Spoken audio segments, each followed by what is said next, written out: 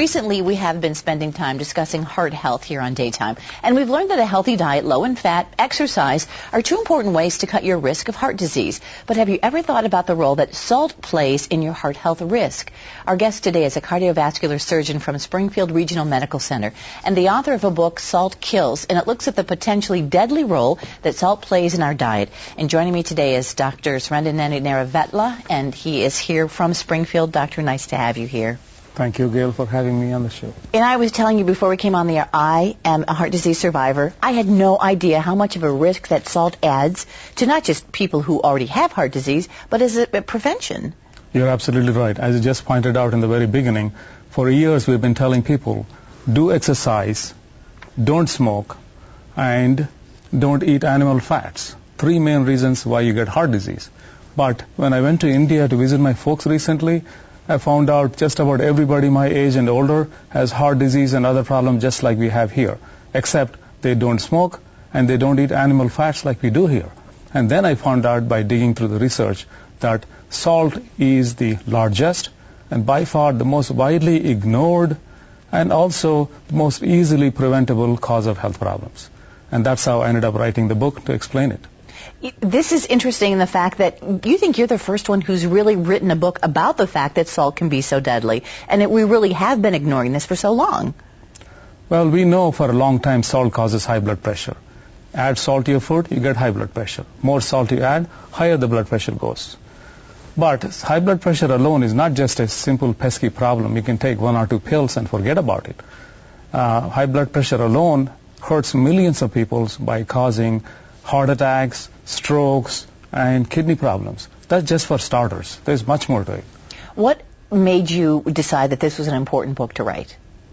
Well, as I started digging, as I said earlier on, there is more to it than just high blood pressure. For example, salt has now earned the title the enemy number one, the public enemy number one.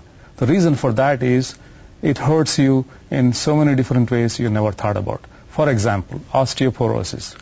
Millions of people are affected by broken bones caused by osteoporosis, and salt has a lot to do with it. Really? Yes, it does. Childhood asthma, for example. It is a very common problem in schools nowadays. In some ethnic groups, almost every other child has asthma, and salt has a lot to do with it. Obesity, that's a big problem. Just wherever you go, almost every other person in America is overweight. Once you're overweight, all other health problems become worse. And salt has something to do with it. And more importantly, this will hit you hard. Memory loss and Alzheimer's. Really? It has become an epidemic in this country. And would you know that the Alzheimer's Society says if you have salt-induced high blood pressure, the risk goes up 600%, not 6%. So this is what you have to look forward to unless you quit adding salt right now. Well, I was reading the book and I was concentrating on the heart chapters because that's what I had.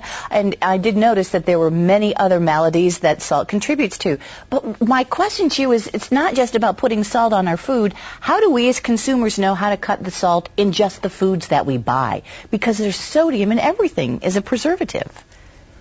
Well, the short answer to your question, Gail, is that there's no excuse to add salt anymore as a preservative. The commercial company is doing it to sell more product. That's my opinion. But you need to pick the choice with the lowest salt possible in the things that you want to buy.